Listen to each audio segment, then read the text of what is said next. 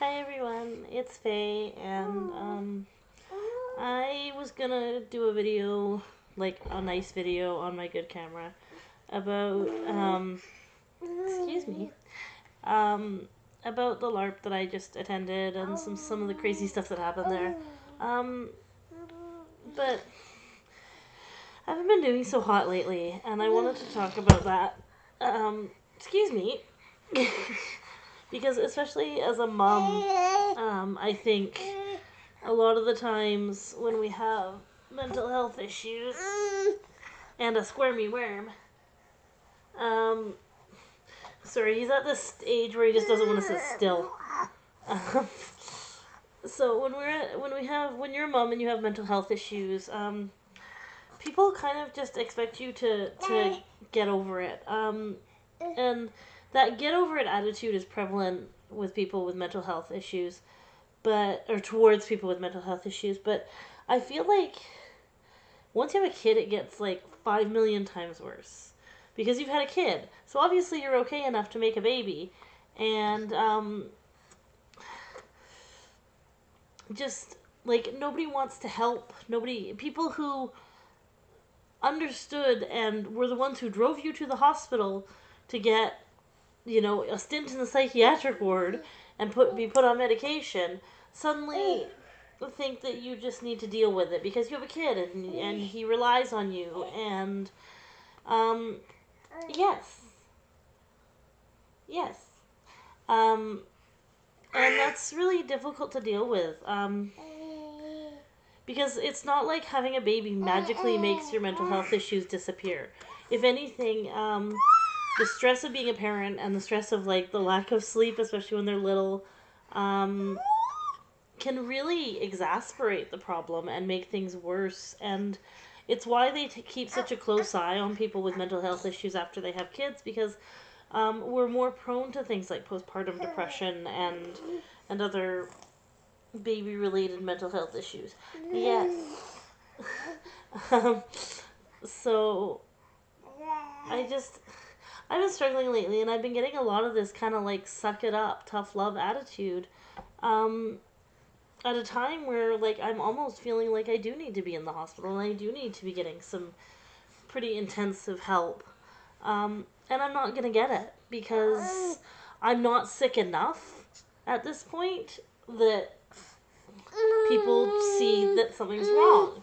Um, excuse me. I'm trying to talk to the computer. Um, so, and because, I don't exactly have someone who can look after him full time if I do go to the hospital. Um, no, no, no. Sorry. Uh, what are you doing? Um, because I don't have someone who can look after him full time if I do go to the hospital. What you doing? What you doing? No, no, no. No, no, no, no, no, no, no. And because, like, I can do stuff like this. I can interact with him. I can enjoy him. I can be a happy mom with my wiggly, happy little bundle. People just kind of are like, oh, you're fine. And the truth is, I'm not. I feel like I'm being crushed under this onslaught of emotion, this ocean that I can't seem to swim out of. Um, no. What are you doing? So, it becomes very difficult um,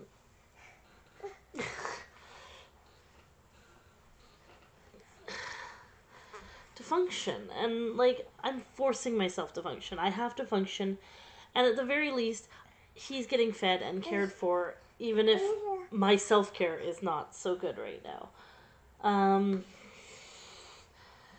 and that's, like, part of why I wanted to have him in this video while he was awake, is because this is, I'm in a really bad place right now. But I still have to look after him, and I still have to be there for him because nobody else is gonna pick up the slack, right? And like we talk about how moms are expected to be superheroes. They're expected to take care of the house and take care of the baby and have full-time jobs and have everything perfect and shiny and wonderful. Yes. But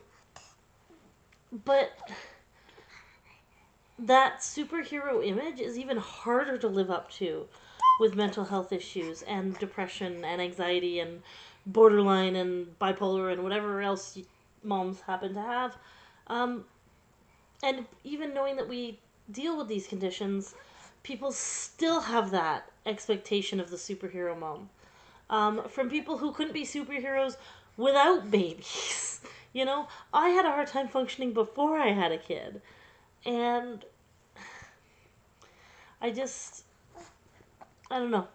I'm not in a good place right now, and I think I just wanted to kind of vent about it and talk about this image that we have of the perfect mom and how I'm not.